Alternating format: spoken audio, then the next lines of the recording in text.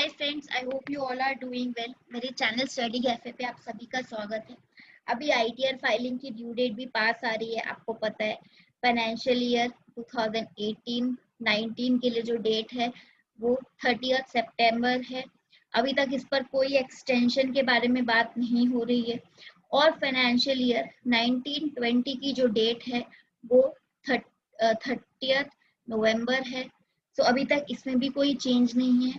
ITR filing के form में एक इम्पॉर्टेंट क्लैरिफिकेशन आया है। आज इस वीडियो के थ्रू मैं वो पूरा क्लैरिफिकेशन आप लोगों के साथ डिस्कस करूंगी।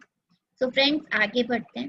So friends, the clarification is कि अगर आपने ट्रेडिंग किया है, इंट्राडे ट्रेडिंग किया है और अगर आपने शॉर्ट टर्म सेल किया है तो आपको स्क्रिप्ट वाइज रिपोर्टिंग करने की जरूरत नहीं है। ये एक अपडेट आया है जो कि आज मैं आप लोगों के साथ बहुत ही अच्छे से पूरा डिस्कस करने जा रही हूँ। सो फ्रेंड्स, आगे बढ़ने से पहले अगर आपको ये वीडियो अच्छा लगे तो प्लीज लाइक कर देना, और अपडेट इम्पोर्टेंट है तो इसे शेयर कर देना, और मेरे चैनल को सब्सक्राइब जरूर करना फ्रेंड्स।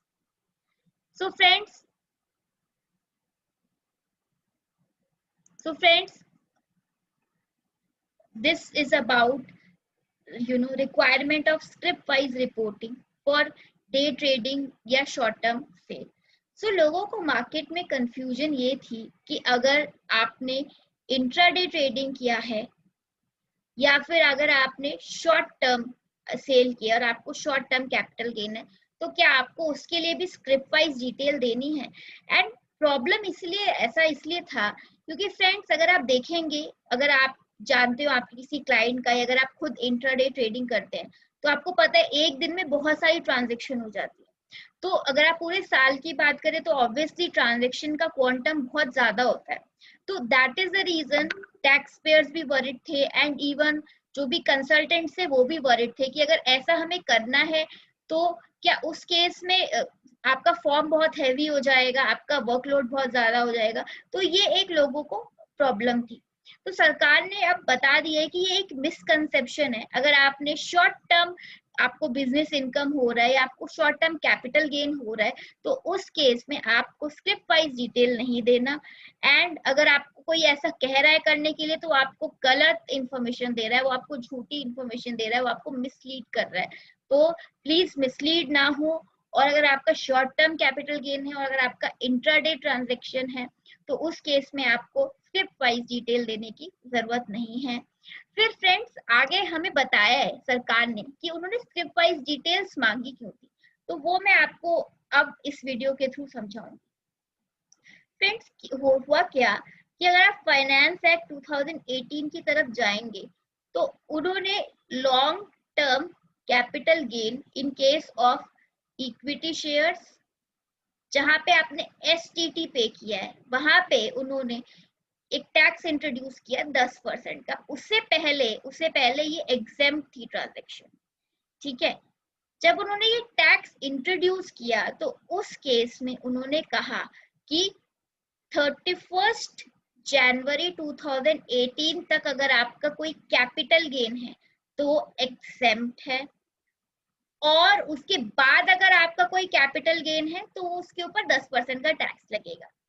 एंड यहाँ पे सरकार को वैल्यूएशन पर्पस के लिए जरूरत थी कि जब आप अपनी रिटर्न भरे और अगर आपका लॉन्ग टर्म कैपिटल गेन अगर आपको हो रहा है तो आप स्क्रिप्ट वाइज डिटेल दें, ताकि जो आपका जो पीरियड है 31 जनवरी 2018 तक का पीरियड है, उससे पहले का पीरियड सेग्रीगेट हो सके, अकॉर्डिंगली वैल्यूएशन निकले और आपका जो कैपिटल गेन है वो करेक्टली कैलकुलेट हो। And that is the reason सरकार ने लॉन्ग टर्म कैपिटल गेन के केस में यहाँ पे स्क्रिप्ट वाइज डिटेल मांगी थी। इसको थोड़ा और डिटेल में समझेंगे। So friends, what I am trying to say, let us assume मैंने 2016 में एक शेयर खरीदा था, लिस्टेड कंपनी का शेयर था, और मैंने एसटीटी पे किया था, और मैंने स्टॉक एक्सचेंज से, लिस्टेड रिकॉग्नाइज्ड स्टॉक एक्सचेंज से वो शेयर खरीदा था। तो फ्रेंड्स, अगर मैं पीरियड देखूंगी तो 2016 से लेके 31 जैन 2018 तक अगर उसकी वैल्यूएशन में कोई इंक्रीज हुआ है तो एग्जेम्प्ट होगा। एंड 2018 31 जनवरी 2018 को उसकी वैल्यूएशन निकाली जाएगी और उसके बाद अगर मुझे कोई गेन हुआ है तो उसके ऊपर 10% का टैक्स लगेगा। तो this is the concept, this is the brief concept. And इस वैल्यूएशन को निकालने के लिए, इस वैल्यूएशन करेक्टली निकालने के लिए हमें स्क्रिप्ट वाइज डिटेल की जरूरत होगी। तो दैट इज द रीजन सरकार ने कहा कि हम लॉन्ग टर्म कैपिटल गेन के केस में आप लोगों से स्क्रिप्ट वाइज डिटेल मांग रहे हैं। फिर उन्होंने ये भी बताया कि obviously short term capital gain है अगर आपको, या फिर अगर आपका बिजनेस इनकम है, बिजनेस इनकम आपको कैसे होगा, इंटरडे से होगा, या फिर अगर आप कोई शॉर्ट टर्म ट्रेडिंग कर रहे हैं तो उससे होगा। ऑब्वियसली उस केस में मैं स्क्रिप्ट वाइज डिटेल नहीं मांगूंगी। तो ये एक बहुत इंपॉर्टेंट क्लैरिफिकेशन है जो कि हमें मिला, और अब आई थिंक बहुत सारे लोगों को जो कंफ्यूजन था वो दूर हो गया, और अब आपके लिए इजी होगा फाइनेंशियल ईयर 18-19 की रिटर्न्स को फाइल करना।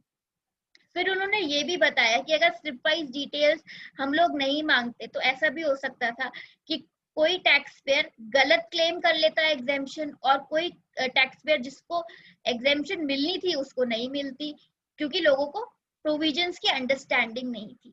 फिर उन्होंने ये भी बताया कि जो आप स्क्रिप वाइज डिटेल देंगे उसका स्टॉक एक्सचेंज के पास जो डिटेल है उससे कंपैरिजन होगा, और उसकी फर्दर ऑडिट और स्क्रूटनी होगी for better and correct computation of taxes.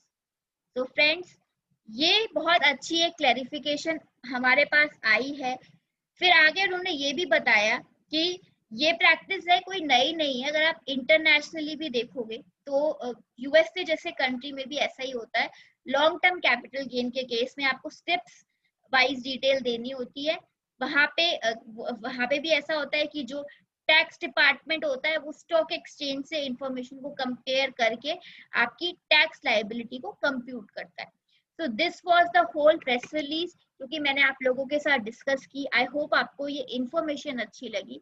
अगर आपको ये इन्फॉर्मेशन अच्छी लगे तो प्लीज लाइक कीजिए। आपकी जो भी क्वेरीज है नीचे कमेंट बॉक्स में जरूर लिखिए, अपनी राय जरूर दीजिए इस वीडियो को लेके, और जितना हो सके इस वीडियो को शेयर कीजिए। Thank you very much friends, have a nice